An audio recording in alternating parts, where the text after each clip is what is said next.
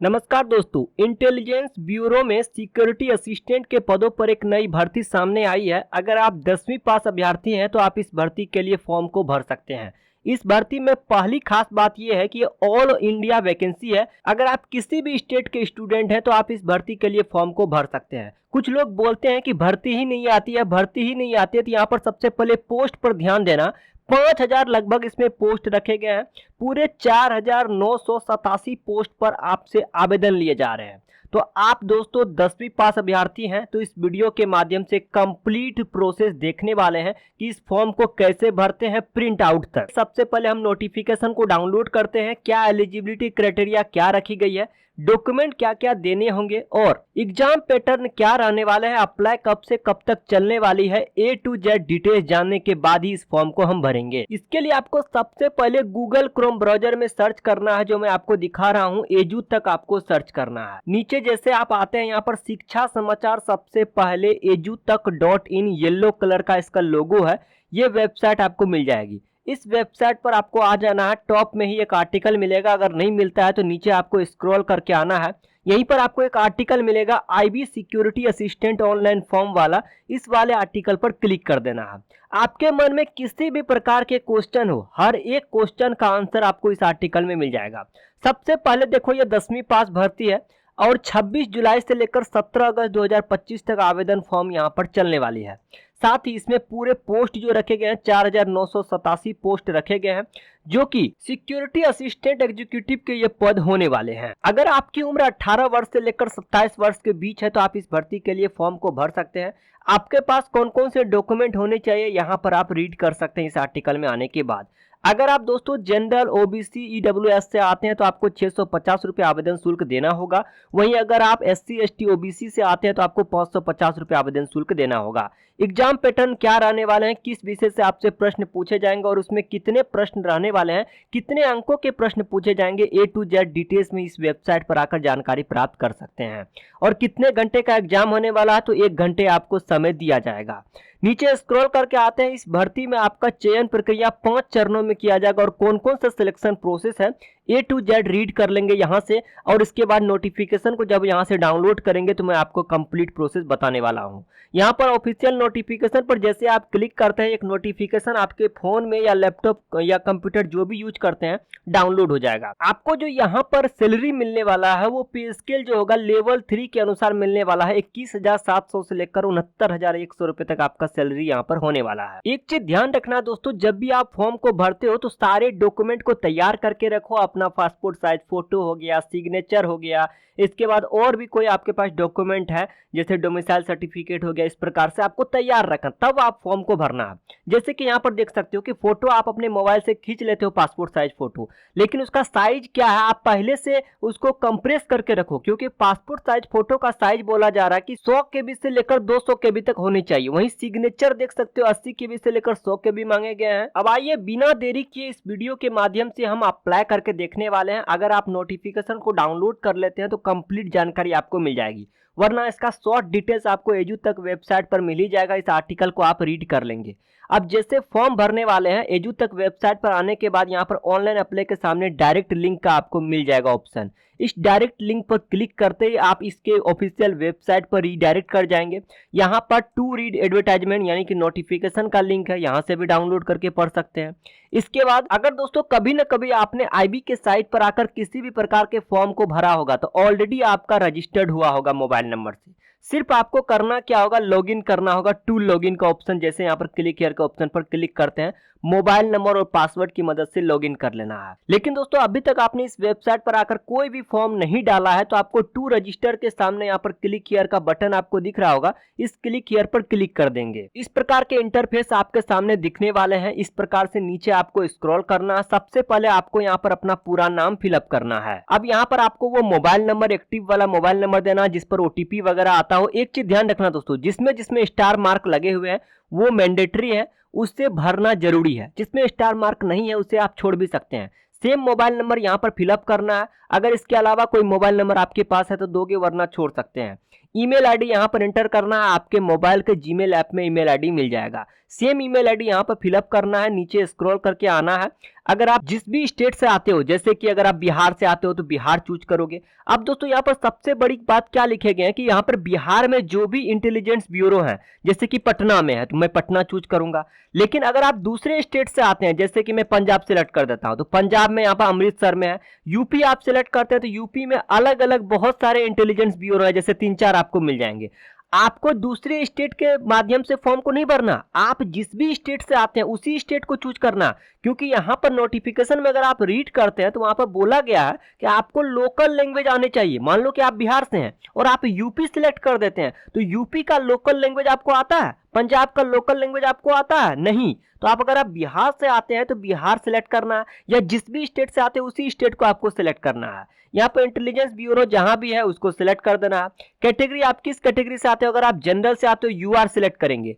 दोस्तों जनरल में किसी भी प्रकार के अन्य डॉक्यूमेंट नहीं मांगे जाते हैं, ठीक है। लेकिन अगर आप एससी एसटी ओबीसी वगैरह चूज कर देते हो तब आपको अन्य डॉक्यूमेंट की जरूरत पड़ जाएगी। अगर आप ईडब्ल्यूएस सेलेक्ट करते हो तो आपको ईडब्ल्यूएस सर्टिफिकेट अपलोड करना पड़ जाएगा। तो यहाँ पर दोस्तों हम एससी सेलेक्ट करके फॉर्म भरने वाले हैं, क्योंकि यहाँ पर देखेंगे कि आखिर अन्य कास्ट के लिए कौन कौन से डॉक्यूमेंट रिक्वायर्ड है, किस पोस्ट के लिए आप अप्लाई कर रहे हैं। जाहिर सी बात है सिक्योरिटी असिस्टेंट के पद यहाँ पर रखे गए हैं और सीधे आपको जनरेट ओटीपी पर क्लिक कर देना है। जैसे दोस्तों आप जनरेट ओटीपी पर क्लिक करते हैं, यहाँ पर आपको एक कैप्चा कोड आएगा। हालांकि जनरेट ओटीपी से नीचे भी कैप्चा कोड मांगे जा रहे थे तो वहां से भी फिलअप कर सकते थे, लेकिन आप इसी कैप्चा कोड को यहाँ पर फिलअप करेंगे। जैसे कि मेरे केस में है 568738 और सीधे सबमिट पर क्लिक कर देना है। अब यहाँ पर बोले गए कि kindly use OTP received on your mobile number, यानी मेरे मोबाइल नंबर पर ओटीपी रिसीव हो चुका है। तो हम पॉपअप को ओके करेंगे और यहाँ पर दोनों रिक्वायर्ड है क्योंकि दोनों में स्टार लगे हुए। मोबाइल नंबर पर जो ओटीपी आया है यहाँ पर डालेंगे और वैलिडेट पर क्लिक कर देंगे। ईमेल आईडी पर जो ओटीपी आया यहाँ पर डालेंगे, वैलिडेट पर क्लिक कर देंगे। अगर किसी प्रकार के ओटीपी नहीं आता तो आप रिसेंट पर क्लिक करके वापस से ओटीपी को मंगवा सकते हैं। वैलिडेट करने के बाद वो ऑप्शन गायब हो जाएगा, नीचे स्क्रॉल करके आना है, इस चेकबॉक्स को आपको टिक कर देना है और रीवेरीफाई पर क्लिक कर देना है। अभी जो आपने दोस्तों जो भी डिटेल्स को फिलअप किया होगा, एक बार प्रीव्यू का ऑप्शन आएगा कि आपने कौन कौन से डिटेल्स को फिलअप किया, एक बार देख लो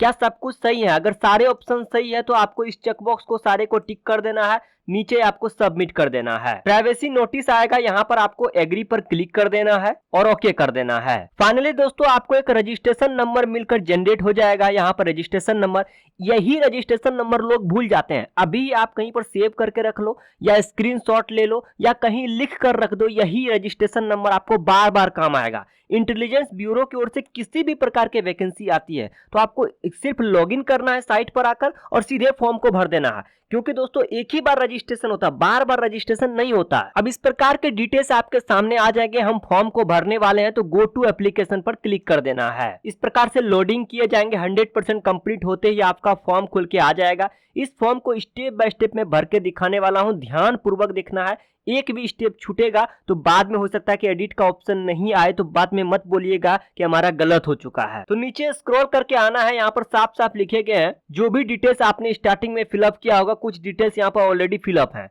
यहाँ पर जेंडर चूज करना है कि आप क्या हो, जैसे कि पुरुष है तो मेल करेंगे, महिला है तो फीमेल सेलेक्ट कर देंगे। डेट ऑफ बर्थ, इस कैलेंडर पर क्लिक करके किस ईयर आपका जन्म हुआ था, किस महीने आपका जन्म हुआ था, किस तारीख को आपका जन्म हुआ था। इसके बाद यहाँ पर नेशनलिटी पूछी जा रही है कि सिटीजन ऑफ इंडिया है, बिल्कुल चेकबॉक्स को टिक कर देंगे। इसके बाद यहाँ पर पूछी जा रही है कि जो आपने एसआईबी अप्लाई किया है उसके तहत क्या डोमिसाइल सर्टिफिकेट है। जैसे कि मैं बिहार राज्य से अप्लाई किया हूं और वहां पर मैंने पटना सेलेक्ट किया था, तो अगर डोमिसाइल सर्टिफिकेट है तो यस करेंगे, आगे आपसे वो सर्टिफिकेट मांगे जा सकते हैं, और अगर नहीं है तो नो कर देंगे। नीचे स्क्रॉल करके आते हैं, यहाँ पर बोला जा रहा है कि जिस भी स्टेट से आप फॉर्म भर रहे हो, जिस भी स्टेट का डोमिसाइल सर्टिफिकेट है, लोकल लैंग्वेज आनी चाहिए। इसीलिए मैंने स्टार्टिंग में बोला था कि अगर आप किसी भी स्टेट से फॉर्म को भरते हैं तो उसके लोकल लैंग्वेज आपको आनी चाहिए। हमने बिहार से फिलअप किया है तो हिंदी लोकल लैंग्वेज, तो मैंने हिंदी यहाँ पर सिलेक्ट किया। आप पर्सनल डिटेल्स में यहाँ पर देख सकते हो कि आपका नाम आप ऑलरेडी शो करेगा, यहाँ पर अपना फादर्स का नाम फिलअप करोगे, यहाँ पर आपको मदर्स का नाम फिलअप करना है। मैरिटल स्टेटस, अगर आपकी शादी हुई है तो मैरिड करेंगे,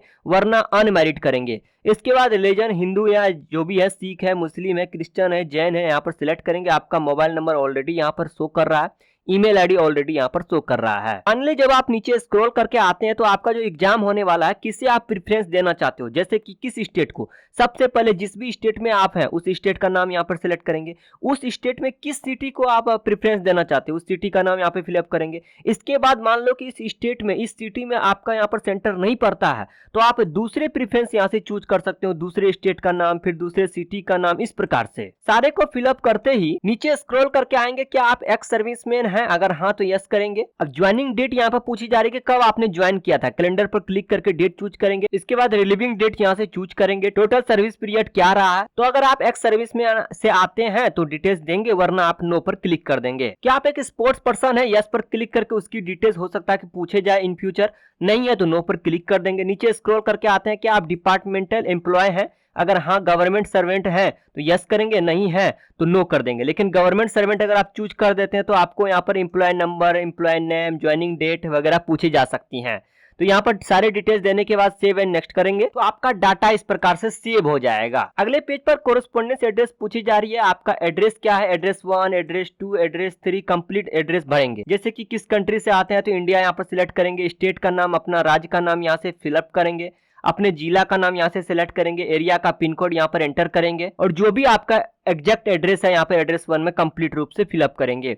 इसके बाद दोस्तों ये होता है कोरेस्पोंडेंस एड्रेस। एक होता है परमानेंट एड्रेस। परमानेंट एड्रेस होता है कि वो एड्रेस कभी भी बदलता नहीं है। जहां पर आपका जन्मभूमि है तो वहां पर परमानेंट एड्रेस में कंप्लीट रूप से वो एड्रेस फिलअप करेंगे। अगर दोनों एड्रेस आपका सेम है तो यस पर टिक रखेंगे। अगर दोनों एड्रेस अलग अलग है तो यहाँ पर नो पर क्लिक कर देंगे। तो दोनों एड्रेस को स्टेप बाय स्टेप फिलअप करके सेव एंड नेक्स्ट कर देंगे। फिर से डाटा सेव हो जाएगा, ओके करेंगे। अब तीसरा दोस्तों क्वालिफिकेशन डिटेल्स पूछी जा रही है। जहां तक आपको मालूम है कि ये जो भर्ती है ये मैट्रिक पास के लिए निकाली गई है तो मैट्रिक का क्वालिफिकेशन पूछी जा रही है। मैट्रिक के अनुसार जैसे कि किस बोर्ड से आपने 10th पास किया, तो सबसे पहले वो Bihar board, UP board, MP board, जो भी बोर्ड था यहाँ पर बोर्ड का नाम सिलेक्ट करेंगे।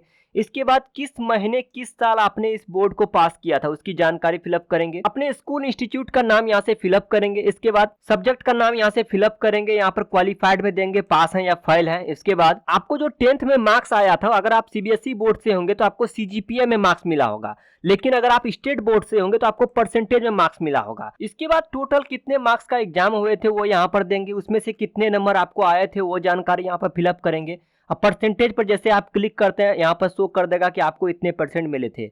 अगर आप सीजीपीए सेलेक्ट कर देते हैं तो उस हिसाब से आपका यहाँ पर ऑटोमेटिक जनरेट हो जाएगा। हालांकि दोस्तों 12th का डिटेल्स जो है ये मैंडेटरी नहीं है। अगर आपने 12th कर रखा है 12th की डिटेल्स आप फिलअप कर सकते हैं। किस बोर्ड से आपने 12th पास किया है, किस साल आपने पास किया है, इंस्टीट्यूट का नाम यहाँ पर फिलअप करेंगे। सब्जेक्ट कौन सा था उसमें से आपने पास किया है या फेल किया है उसकी जानकारी फिलअप कर देंगे। फिर उसके बाद परसेंटेज या सीजीपीए में मार्क्स आया था, टोटल मार्क्स कितने थे, उसमें से कितना नंबर रिसीव हुआ है वो जानकारी देने के बाद नीचे स्क्रॉल करके आते हैं। और भी कोई आपके पास क्वालिफिकेशन डिटेल्स है जैसे ग्रेजुएशन का, तो डिग्री का नाम यहाँ पर सिलेक्ट कर देंगे। बीए, बीएससी, बीकॉम, बीटेक जो भी आपने किया था। इंस्टीट्यूट का नाम, कॉलेज, यूनिवर्सिटी, इसकी जानकारी देने के बाद कितने मार्क्स आपको आए थे। नीचे स्क्रॉल करके आते हैं। बोला जा रहा है कि आपको इंटेलिजेंस वर्क में किसी प्रकार के एक्सपीरियंस है तो यस करेंगे और नहीं है तो नो कर देंगे। नीचे आते हैं। बोला जा रहा है कि इंग्लिश और हिंदी के अलावा क्या आपको किसी भी प्रकार के फॉरेन का लोकल लैंग्वेज आता है, यस कर देंगे और बताएंगे कौन सा लैंग्वेज आपको आता है। नहीं आता तो नो कर देंगे। एक्सपीरियंस डिटेल्स में बोली जा रही है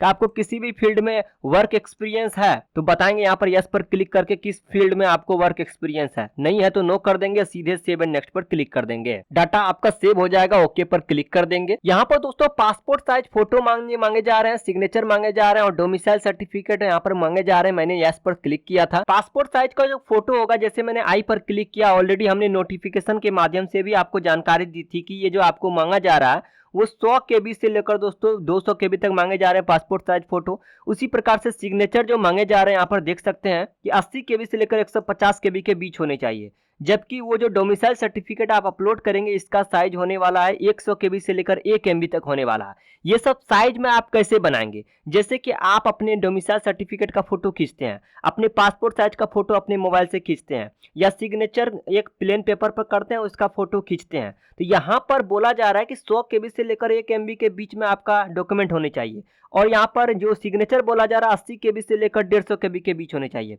अब मान लो फोटो खींचते वो 80 KB से कम हो जाए या 150 KB से ज्यादा हो जाए, तब कैसे हम चेंज कर सकते हैं।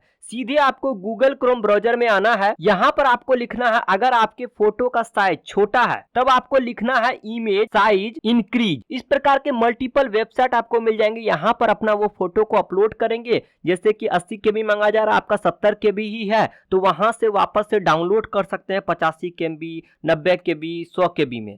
अगर दोस्तों आपका फोटो का साइज जो है वो ज्यादा है लेकिन आपको कंप्रेस करना है, कम करना है, तो आप यहाँ पर इमेज साइज डिक्रीज भी लिख सकते हैं या इमेज कंप्रेसर भी लिख सकते हैं या इमेज साइज रिड्यूसर भी लिख सकते हैं। बहुत सारे वेबसाइट आ जाएगी, यहाँ पर अपना साइज को कम कर सकते हैं। फिर वापस से डाउनलोड करने के बाद इस साइट पर आएंगे, क्लिक हियर टू अपलोड पर क्लिक करके यहाँ पर ब्राउज पर क्लिक करके अपना फोटो को अपलोड कर सकते हैं। फिर इस प्रकार से सिग्नेचर पर क्लिक करके यहाँ पर ब्राउज पर क्लिक करके अपलोड कर देंगे। सर्टिफिकेट को भी अपलोड कर देंगे। आपका जो भी चार्जेज लगने वाले हैं यहाँ पर आप चार्ज देख सकते हैं। पेमेंट आप ऑनलाइन के माध्यम से करना चाहते हैं तो ऑनलाइन पर सिलेक्ट कर देंगे। इस चेकबॉक्स को टिक कर देना है। सारे चेकबॉक्स को टिक करते ही आपको यहाँ पर एक कैप्चा कोड आएगा। इस कैप्चा कोड को यहाँ पर एंटर कर देना है और प्रीव्यू पर क्लिक करेंगे तो फॉर्म को देख सकते हैं कि आपने फॉर्म में क्या क्या डिटेल्स भरा था, क्या कोई गलतियां तो नहीं हो चुकी है। आप बैक पर क्लिक करके हो सकता है कि एडिट का ऑप्शन दे दे तो आप सुधार कर सकते हैं। अगर सब कुछ सही रहता है प्रीव्यू में तो आपको सबमिट कर देना है। एक चीज ध्यान रखना दोस्तों, जब भी आप फोटो, सिग्नेचर और किसी भी डॉक्यूमेंट को अपलोड करते हैं तो व्यू पर क्लिक करके एक बार उसे देख सकते हैं। इससे होगा क्या कि आपका फॉर्म जो है सबमिट तुरंत हो जाएगा और आप ये भी कंफर्म कर पाएंगे कि कहीं आपने फोटो कोई गलत तो अपलोड नहीं कर दिया।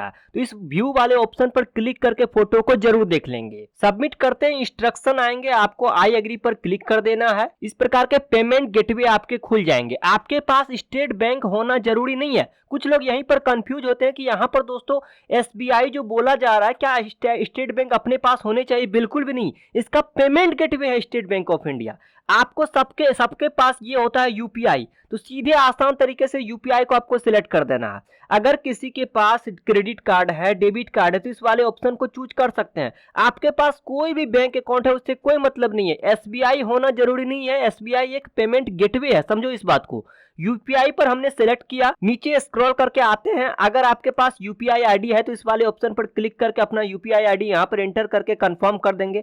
आपका फोन पे, गूगल पे, जहां भी वो UPI ID होगा वहां पर रिक्वेस्ट गया होगा पेमेंट के लिए, तो जाओ उस ऐप पर पेमेंट कर दो। लेकिन दोस्तों सबसे आसान होगा, QR कोड को इस प्रकार से सिलेक्ट करना है, अपना फोन पे, गूगल पे खोलना है, नीचे स्क्रॉल करके आते हैं, इस QR कोड को स्कैन करके पेमेंट कर देना है और पेज को काटना नहीं है। 1 से 2 मिनट तक लाइन पर बने रहना। ऑटोमेटिक आपका जो रिसिप्ट होगा वो डाउनलोड हो जाएगा, जनरेट हो जाएगा। तो कुछ इस प्रकार से दोस्तों IB यानी कि इंटेलिजेंस ब्यूरो की ओर से सिक्योरिटी असिस्टेंट के जो पद पर भर्ती निकाली गई है 10वीं पास के लिए पूरे 4987 पदों पर ऑल इंडिया के लिए, तो इस वीडियो में हमने कंप्लीट प्रोसेस अप्लाई का देखा हूं। अभी भी कोई कंफ्यूजन है तो कमेंट करके बताइए ताकि मैं एक और वीडियो बनाकर आपके सारे प्रॉब्लम का सॉल्यूशन दे पाऊं। इस वीडियो को एक लाइक करके अपने दोस्तों में जरूर शेयर करना है। इसी प्रकार की वीडियो देखना चाहते हैं नीचे सब्सक्राइब बटन दबाकर घंटी दबा देना है।